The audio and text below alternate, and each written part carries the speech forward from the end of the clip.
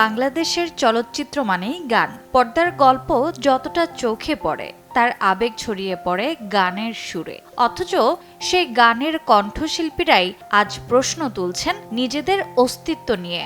জাতীয় চলচ্চিত্র পুরস্কারপ্রাপ্ত সঙ্গীত শিল্পী নাজমুন মুনিরা ন্যান্সি সরাসরি সরকারের দৃষ্টি আকর্ষণ করে বলছেন, চলচ্চিত্র শিল্পে গান অপরিহার্য হলেও গানের শিল্পীরা আজও বিএফডিসিতে অবহেলিত।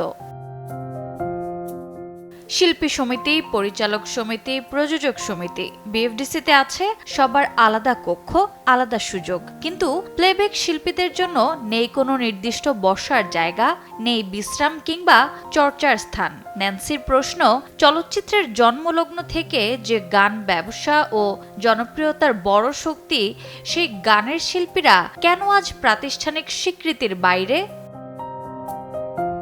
ফেসবুকে দেয়া খোলা চিঠিতে ন্যান্সি তুলে ধরেছেন বাস্তব অভিজ্ঞতা। বিএফডিসিতে প্রবেশ করলে চোখ পড়ে নানা সংগঠনের অফিস, অথচ সঙ্গীত শিল্পী, গীতিকার, সুরকার বা সঙ্গীত পরিচালকদের জন্য নেই কোনো নির্দিষ্ট জায়গা। নারী শিল্পীদের ভোগান্তি আরও প্রকট। উৎসব আয়োজনে ডাক পড়লেও প্রাতিষ্ঠানিক মূল্যায়নে তারা আজও উপেক্ষিত, এটাই অভিযোগ। ন্যান্সি মনে করিয়ে দেন, প্লেব্যাক শিল্পীরাও জাতীয় চলচ্চিত্র পুরস্কার পান, চলচ্চিত্রের সাফল্যে গুরুত্বপূর্ণ ভূমিকা রাখেন। তবু শিল্পী সমিতিতে নেই সদস্য পদ, নেই ভোটাধিকার। তাই তার দাবি, সঙ্গীত সংশ্লিষ্ট কলাকুশলীদের চলচ্চিত্র শিল্পী হিসেবে স্বীকৃতি দিতে হবে এবং বিএফডিসির আওতায় সব সুযোগ সুবিধা নিশ্চিত করতে হবে।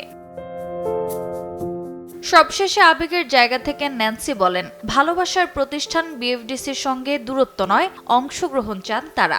একটি নির্দিষ্ট কার্যালয়, বসার ব্যবস্থা আর সম্মানজনক স্বীকৃতিই পারে চলচ্চিত্রের গানের মানুষদের পথ চলাকে আরও মর্যাদার করে তুলতে। এখন প্রশ্ন, এই দাবি কি শুনবে রাষ্ট্র? রোজা চৌধুরী, সময় সংবাদ, ঢাকা।